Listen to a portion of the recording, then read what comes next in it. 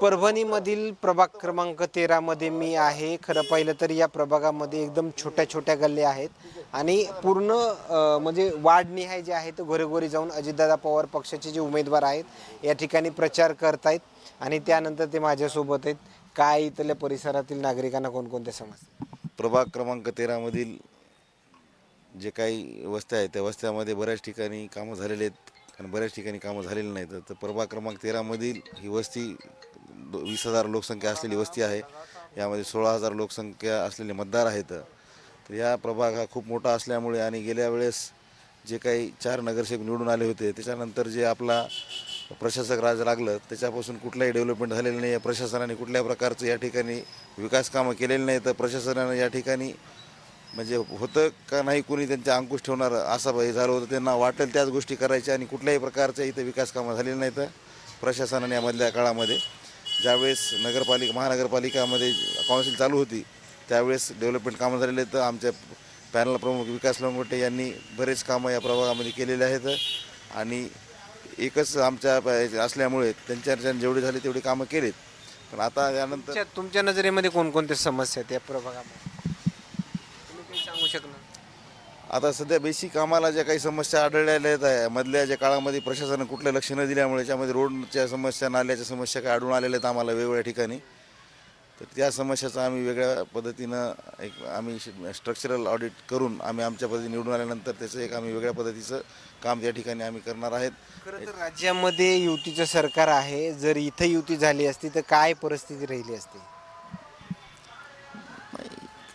युतीचं जे वरच्या लेवलवर असते त्यांनी ठरवली युती करायची तर युती झाली असती तरी चांगलं झालं असतं. नाही झाली तर उलटं चांगलं झालं कारण की आता राष्ट्रवादी काँग्रेस पार्टीचे जास्त उमेदवार आहेत आणि जास्त उमेदवार राष्ट्रवादी काँग्रेस पार्टीचेच निवडून येणार आहेत आणि राष्ट्रवादी काँग्रेस पार्टीचाच महापौर या ठिकाणी बसणार आहे असं आम्हाला 100% आश्वासन आहे. खरं तर काँग्रेस आणि उद्धव बाळासाहेब ठाकरे गट जो आहे तो आघाडी करून लढतोय.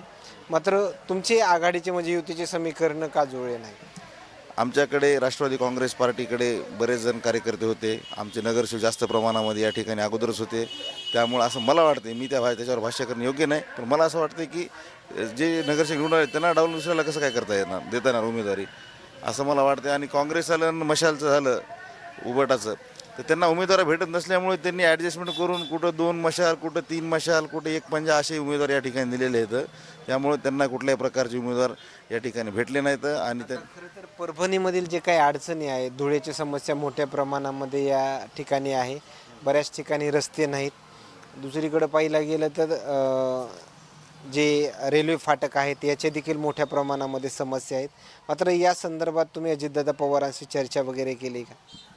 आमचे राष्ट्रवादी काँग्रेस पार्टीचे नेते उपमुख्यमंत्री अजितदादा पवार यांची सभा काही दिवसापूर्वी या ठिकाणी झाली. अजितदादा पवार यांनी परभणीवासियांना आश्वासित केलेलं आहे की परभणी महानगरपालिकेवर जर राष्ट्रवादी काँग्रेस पार्टीचा झेंडा फडकवला तर परभणी शहर हे दत्तक अजितदादा पवार या ठिकाणी घेणार आहेत.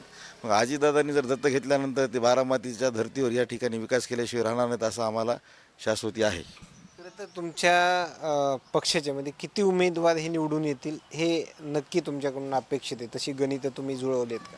आमच्या पक्षाचे 57 उमेदवार या ठिकाणी निवडणूक लढवत आहेत आणि महापौरासाठी जे काय गणित लागते समजा संख्याबळ त्याच्यापेक्षा जास्तच या ठिकाणी आमचे नगरसेवक निवडून येतील आणि महापौर नक्कीच राष्ट्रवादी काँग्रेस पार्टीचा राहील. यामध्ये कुठल्याही प्रकारचं आमचं दुमत नाही आहे. ओके, धन्यवाद. हे होते अजितदादा पवार पक्षाचे उमेदवार आणि त्यांच्या आलेल्या प्रतिक्रिया. मात्र नक्की आमचे जास्तीत जास्त उमेदवार जे आहेत ते निवडून येतील अशा प्रतिक्रिया ज्या आहेत ते या ठिकाणी त्यांनी दिलेल्या आहेत. मात्र आणखीन काही नवीन अपडेट्स मिळतील का हेही पाहणं तेवढंच महत्त्वाचं ठरणार आहे. मात्र आरोप प्रत्यारोप जे आहे ते सध्या ज्या वेळेस या सभा पार पडत आहेत परभणीमध्ये त्या दरम्यान देखील आपल्याला पाहायला मिळतात. कॅमेरामॅनसोबत सूरज मीडिया परभणी.